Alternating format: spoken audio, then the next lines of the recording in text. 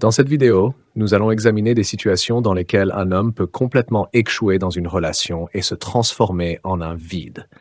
Cela se produira s'il pardonne de telles situations, s'il ne donne pas la réponse et la résistance nécessaires et dignes, s'il les laisse sans attention, s'il laisse tout passer, s'il ne mène pas la situation aux conséquences nécessaires. Vers la fin de la vidéo, nous analyserons les situations les plus dures. Lorsque la femme franchit déjà ouvertement la limite et place l'homme dans une position humiliante. Ce sera un final aussi dur que provocateur. Et tout à la fin, vous recevrez un algorithme clair et efficace pour réagir à de telles situations afin de retrouver et de conserver le respect. Mettez un j'aime et commençons. Il m'arrive souvent de voir un homme me dire « Il n'y a pas eu de chaos particulier. Je n'ai rien pardonné de tel dans la relation. » Pas de message compromettant, pas de trahison. Et il me semble que je n'ai pas trop agi comme un faible. Alors, comment en est-on arrivé au point où on a cessé de me respecter, cessé de me prendre en considération? Aujourd'hui, je vais passer en revue certaines de ces situations. Ce sont des moments que les hommes ne remarquent souvent pas, qu'ils ne perçoivent pas comme dangereux. Nous ne parlerons pas des banalités, lorsqu'une femme trompe et qu'on lui pardonne, lorsqu'elle est surprise en train d'échanger des messages, lorsqu'elle provoque un chaos évident, qu'elle lève la main, crie, humilie. Tout cela est clair. Il ne faut pas pardonner ce genre de choses. Pardonner ce genre d'acte, c'est se dévaloriser complètement à ses yeux. Mais il existe des moments tout aussi dangereux que les hommes ne comprennent pas et qui, de ce fait, les anéantissent. Ils s'anéantissent en tant qu'hommes. La première situation, ce sont nos chers jours de menstruation. Quand soudain, durant ces jours, la femme libère tous ses démons. Elle se permet d'insulter l'homme, de lever la main, d'avoir des paroles déplacées, de faire des reproches, de culpabiliser, de déclencher des crises, de perdre totalement le contrôle. Et tout à coup, il apparaît que les règles sont une sorte de période spéciale où tout est permis à la femme. En réalité, c'est faux. C'est un mensonge complet. Il n'existe aucune période de la vie où une femme est incapable de contrôler son comportement. Cela n'existe tout simplement pas. Cette même femme, durant ces mêmes jours, sait parfaitement se maîtriser lorsqu'elle parle, par exemple avec des amis, avec son patron ou avec un homme qui lui plaît. Mais avec vous, elle se lâche complètement. Elle crie, siffle, se vexe, lève la main, se permet tout ce qu'elle veut. Et ce qui est frappant, c'est que 5 minutes plus tard, elle peut être assise et discuter gentiment avec quelqu'un d'autre. Qu'est-ce que cela signifie?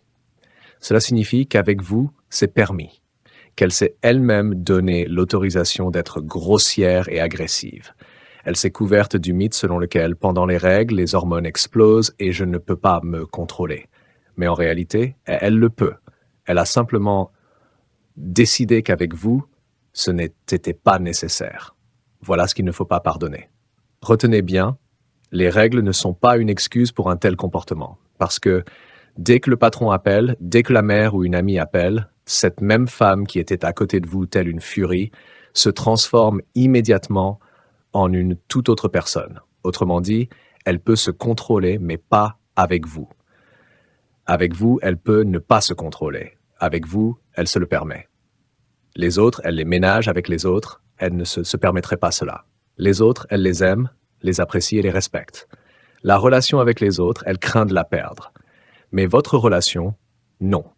Et cela signifie que vous n'avez pas de valeur à ses yeux. Avec vous, c'est permis. Sur vous, elle peut déverser tout cela. Sur vous, elle peut se défouler, décharger sa colère, évacuer sa négativité.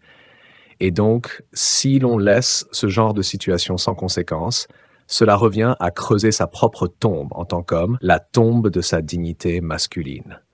Parce qu'après, ce sera encore pire. La situation suivante que j'ai très souvent vue lors de consultations, la femme se comporte de manière déplacée lorsqu'elle est ivre. Et pendant ces débordements, elle fait certaines choses, puis dit « Mais je ne me rendais pas compte, j'étais ivre. J'ai juste trop bu et voilà, dans la vie, je suis normal. » Selon sa logique, il faut comprendre et pardonner. En réalité, non. Bien sûr qu'il ne faut ni pardonner ni comprendre. Voici une des situations. Mon client, un jeune homme, a commencé à sortir avec une fille. Elle semblait parfaite, soignée, belle, gentille, attentionnée, une période idéale. Il a décidé de la présenter à sa famille, à ses proches, et l'a amenée pour la première fois dans son cercle. Il y avait des amis, des parents, ses parents. Et qu'a-t-elle fait? Elle s'est enivrée et a commencé à se comporter de façon inadmissible.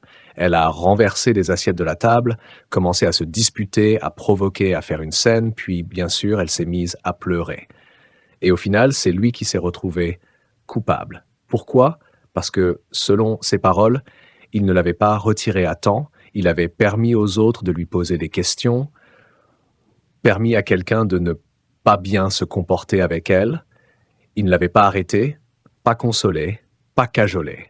Et en plus, pourquoi n'était-il pas de son côté? Pourquoi ne lui apportait-il pas son soutien?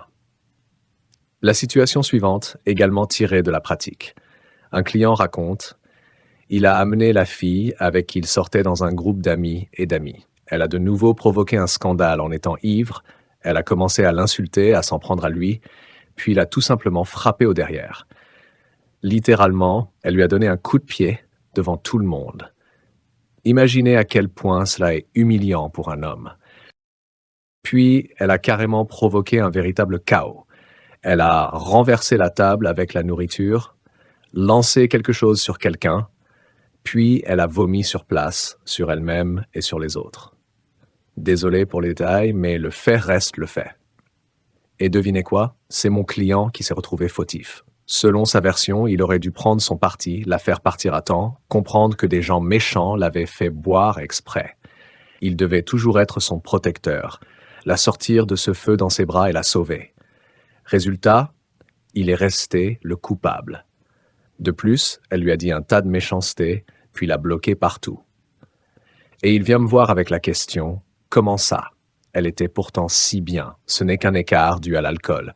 J'ai essayé de lui expliquer que ce n'était pas élégant, que j'avais eu honte d'elle, et maintenant, tous mes amis et amies me regardent de travers et me disent: « Mais qui tu nous as présenté? C'était quoi ça? » Et elle de me répondre: « Donc pour toi, l'opinion des autres est importante, mais le fait que j'ai été bien avant, ça ne compte pas. » Les hommes dans de telles situations sont souvent perdus. Ils se disent: « Bon, ce n'est pas grave » et laissent tout sans suite. À tort. Voici encore un cas. Un homme marié est venu en consultation et m'a raconté: « Ma femme boit et quelque chose de sauvage se réveille en elle. Elle commence à flirter avec d'autres hommes, à danser de manière provocante, à se comporter de façon honteuse. Si j'essaie de lui faire une remarque ou de l'éloigner de quelqu'un, c'est immédiatement le scandale. Elle se met à hurler. Elle peut me gifler, me montrer le doigt d'honneur, m'envoyer promener. Tout se termine toujours de la même manière, des larmes le matin et des excuses. Du genre: « Mais tu sais, je suis une idiote quand je suis ivre, je ne pensais à rien de mal, je t'aime et tu aurais dû me faire partir, me prendre dans tes bras, ne pas t'en mêler et comprendre. » Et encore: « Pardonne et oublie. » Ces écarts dus à l'alcool, les femmes les justifient souvent par « Eh bien, j'étais ivre ». Et les hommes mettent tout sur le compte de l'alcool et commencent à vivre en mode surveillance permanente. Surveiller chaque verre, chaque dose, garder la main sur le pouls.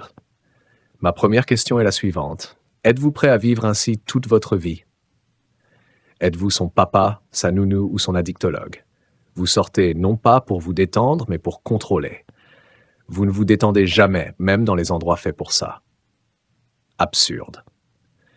Il faut comprendre, l'alcool enlève toujours les masques. Une personne peut jouer un rôle pendant des années, mais l'alcool désinhibe, enlève les freins intérieurs, et c'est là que le vrai visage apparaît. Si une femme vous déteste mais le cache, cette haine sortira au grand jour et s'amplifiera sous l'effet de l'alcool. Si elle est triste, elle le sera encore plus. Si elle est en colère, cette colère sera multipliée par 10. L'alcool est comme un papier réactif qui multiplie par 10 ce qu'il y a à l'intérieur d'une personne. Si une femme est heureuse et vous aime, sous l'alcool, elle sera encore plus douce et affectueuse. Mais si elle accumule des rancunes, de l'agressivité ou du mépris, tout cela éclatera au grand jour. Pourquoi les hommes pardonnent-ils cela? Mystère pour moi. Beaucoup sont incroyablement indulgents. Elle était ivre. Comme si le fait que, sous ce prétexte, une femme puisse se permettre une infidélité, des insultes ou des humiliations n'avaient aucune importance. Et commence alors l'excuse éternelle. Ma petite ne ferait jamais ça si des gens méchants ne lui avaient pas versé à boire. En réalité, si elle est capable de faire ça en état d'ivresse, c'est que c'est déjà en elle. L'alcool ne fait qu'enlever le cadenas de la porte derrière laquelle tout cela est enfermé. Bien sûr, il y a des moments où une femme essaie de tout mettre sur le compte de l'alcool. Eh bien, j'ai bu, je ne me souviens pas. Et voilà, sujet clos. Mais de telles situations ne doivent pas rester sans conséquences. Les hommes lèvent souvent simplement la main, se disent « bon, oublions », et ne savent pas comment réagir, à tort. Parce qu'aujourd'hui, elle justifie son impolitesse par l'alcool. Demain, une infidélité, et après-demain, n'importe quoi. Encore une situation que je vois souvent, quand une femme mine l'autorité du père aux yeux des enfants. Papa dit « aujourd'hui entraînement ». L'enfant ne veut pas et la maman dit que tu as mal au ventre. Papa dit « l'ordinateur seulement 1 heure après les devoirs ». La maman « allez, joue autant que tu veux ». Papa est contre l'achat d'un iPad pour un enfant d'âge préscolaire. La maman l'achète quand même. Il y a aussi des cas critiques.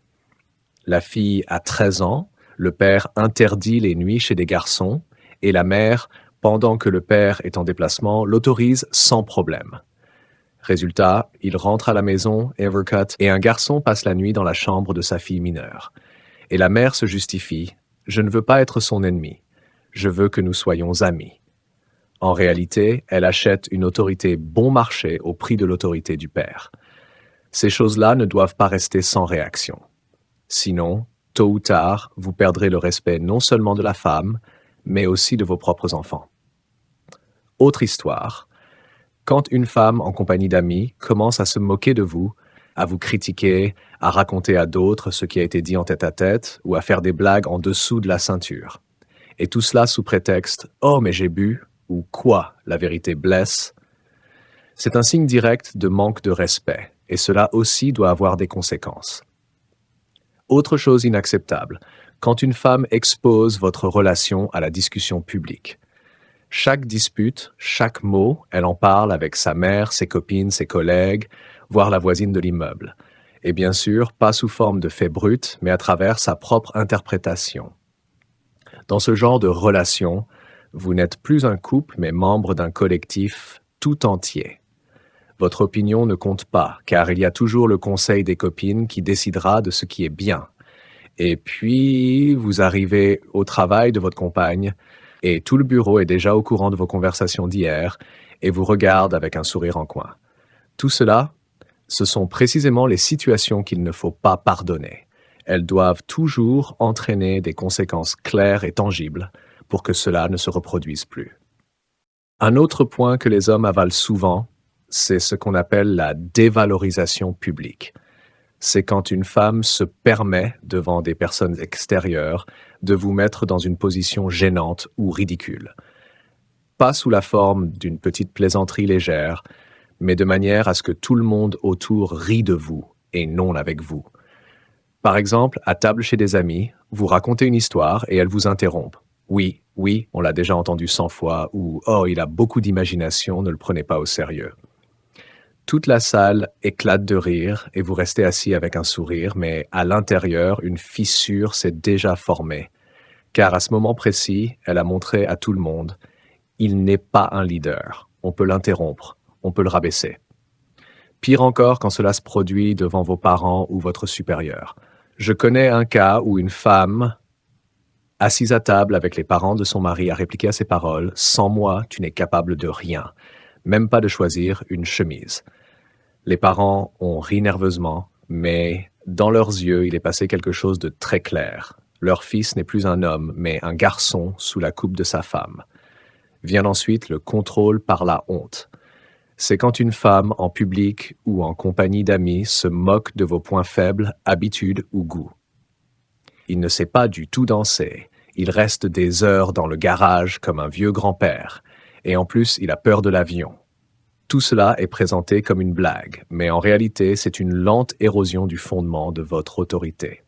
Autre situation fréquente, l'ignorance démonstrative. Vous lui parlez, lui posez une question, et elle est sur son téléphone, en train de chatter, de rire devant des mèmes, sans même lever la tête. Vous répétez, elle répond, 1 seconde. et cela peut durer indéfiniment. Par contre, quand elle a besoin que vous l'écoutiez, tout doit se faire immédiatement. Ou encore les provocations sociales. Quand une femme devant vous flirte ostensiblement avec un autre homme, à une soirée, au restaurant, même dans votre cercle d'amis. Pas forcément ouvertement, un regard, un geste, une intonation suffisent. Et tout cela sous couvert de « tu as rêvé »,« je discutais simplement »,« tu es jaloux », n'invente pas. En réalité, c'est un test. Jusqu'où peut-elle aller pour provoquer une réaction chez vous et comment allez-vous réagir? Le plus dangereux dans ces histoires, c'est si vous réagissez par un rire, par le silence ou en faisant semblant que rien ne s'est passé. Car tout accord tacite est un signal. On peut me traiter ainsi. Et demain, les limites seront encore repoussées. Et ici, nous revenons au principe clé. Pour toute dévalorisation, pour toute violation de vos limites, il doit y avoir des conséquences. Pas sous forme de cris, ni d'insultes réciproques, mais calmement, clairement, froidement. Mais de manière à ce qu'elles comprennent, un prix existe pour ce comportement, et il faudra toujours le payer. L'une des situations les plus insidieuses, c'est la subversion des décisions. Vous avez décidé de quelque chose, vous êtes tombé d'accord, vous en avez discuté, et elle, discrètement, fait l'inverse. Vous avez dit « nous repoussons l'achat pour l'instant ». Elle a quand même passé commande. Vous vous êtes mis d'accord pour passer le week-end ensemble. Elle a déjà acheté des billets avec ses amis. C'est pas juste un désaccord, c'est une démonstration. Tes décisions ne comptent pas pour moi. Il existe aussi une autre forme, la subversion par des tiers.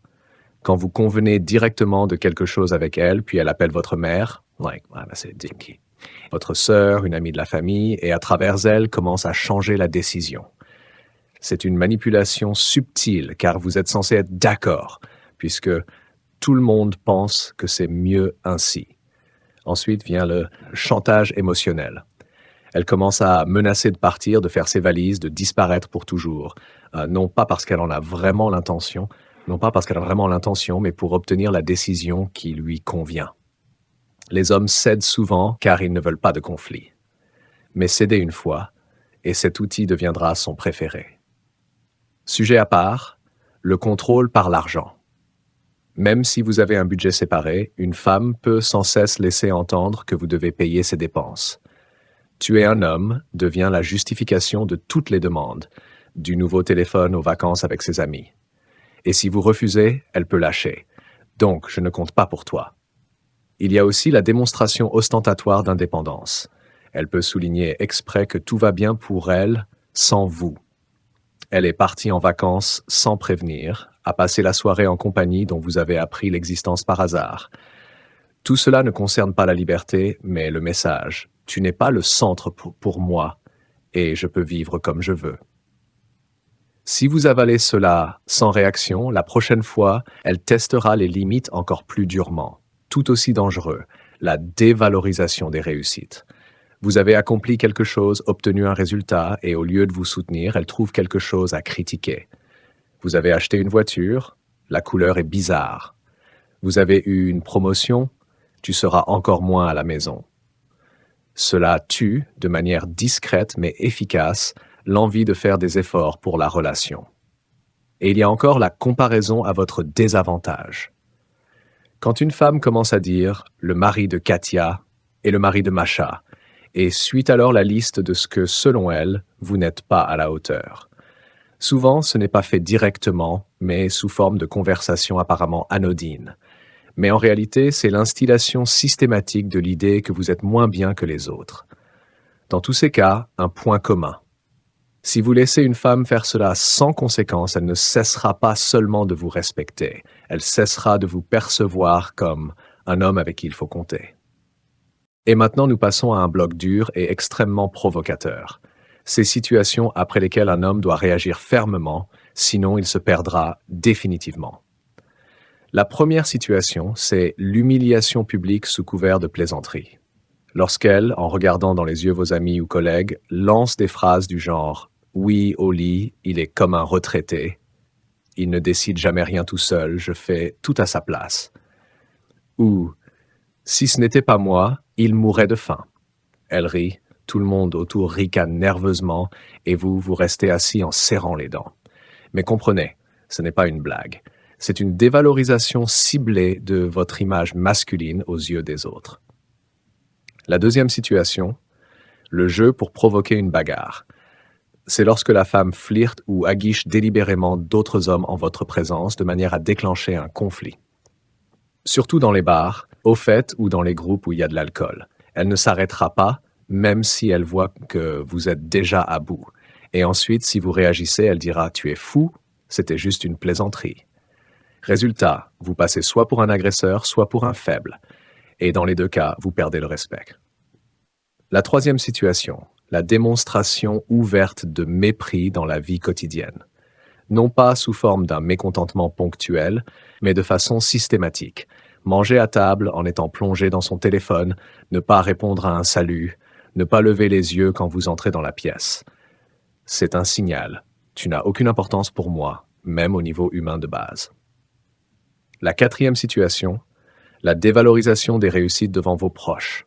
Par exemple, vous avez obtenu une promotion, vous le racontez à vos parents ou amis, et elle ajoute « Oui, mais maintenant il sera toujours au travail et ne fera plus rien à la maison. » Ou « C'est juste parce qu'il a eu de la chance. » De cette manière, elle fait en sorte que vos succès cessent d'avoir de la valeur pour vous et pour les autres. La cinquième situation, le mensonge ouvert à votre encontre. Lorsqu'elle déforme les faits devant des personnes extérieures afin de vous faire passer pour fautif ou ridicule. Cela peut concerner des détails, comme dire que vous avez oublié de faire quelque chose alors que vous l'avez fait ou que vous vous êtes saoulé alors que vous n'avez pas bu du tout. Un mensonge prononcé publiquement, ce ne sont pas juste des mots, c'est un crachat sur votre autorité. La sixième situation, l'humiliation physique. Et il ne s'agit pas seulement de gifles ou de bousculades. Cela peut être un rejet démonstratif, un coup de pied, le lancer d'un objet vers vous, ou vous arroser avec une boisson. Beaucoup d'hommes réagissent à cela par un rire pour ne pas envenimer. Mais ce faisant, ils autorisent à recommencer encore et encore. La septième situation, la divulgation de détails intimes. Elle peut, en présence de ses amis ou même sur les réseaux sociaux, faire allusion à vos moments privés en les décrivant sur un ton moqueur. C'est un coup porté au niveau le plus intime de la confiance. Et si vous pardonnez cela, la prochaine limite franchie pourra être n'importe laquelle. Et la huitième situation, le chantage au départ au moment le plus vulnérable. Lorsque vous avez des problèmes au travail, de santé ou familiaux, elle déclare soudain « Je vais réfléchir à savoir si ça vaut la peine que je reste avec toi ». Cela n'est pas fait pour vraiment partir, mais pour vous écraser pendant que vous êtes affaibli. Dans tous ces cas, il y a une vérité. Si vous ne fixez pas de limites strictes et ne faites pas comprendre que les conséquences seront immédiates et tangibles, elle cessera de vous voir comme un homme. Et ce ne seront plus des relations, mais un jeu à sens unique où vous ne serez qu'un figurant. Et enfin, je vais vous présenter un algorithme clair et efficace pour réagir à de telles situations afin de retrouver et de maintenir le respect. Conclusion. Les hommes tolèrent souvent de telles choses non pas parce que cela leur plaît, mais parce qu'ils ont peur de détruire la relation. Il semble que si l'on garde le silence, tout s'apaisera. En réalité, tout s'aggrave. Le respect diminue, les limites s'effacent, et la femme commence à vous percevoir comme un fond sur lequel elle peut jouer impunément ses propres jeux. La principale erreur, essayez de laisser passer ou de ne pas provoquer. Ainsi, vous confirmez vous-même, on peut faire ça avec moi. Et la femme s'habitue très rapidement au fait qu'il n'y a pas de prix à payer pour la violation de vos limites. Algorithme de réaction. Fixation immédiate. Il n'est pas nécessaire de créer une scène ou un scandale. Il suffit, au moment de la transgression, de montrer que vous l'avez remarqué. Un regard calme et direct et une phrase courte « Stop » ou « Ça ne va pas ». C'est déjà un signal que vous n'allez pas laisser passer la situation. Conversation sans émotion. Il vaut mieux discuter après le conflit, lorsque les émotions se sont calmées. L'essentiel, parler des faits. Aujourd'hui, devant tout le monde, tu as dit « C'était humiliant pour moi ». Pas de peut-être, il me semble. J'ai eu l'impression. Soyez précis. Définition claire des limites. Il faut dire clairement « Cela ne se reproduira plus. Si ça se répète, cela aura de mauvaises conséquences pour notre relation. » Sans menace, mais avec une compréhension claire des conséquences. Conséquences en action. Si la violation se reproduit, agissez. Cela peut être un refus de sortie commune, une distance dans la communication, une résidence séparée temporaire.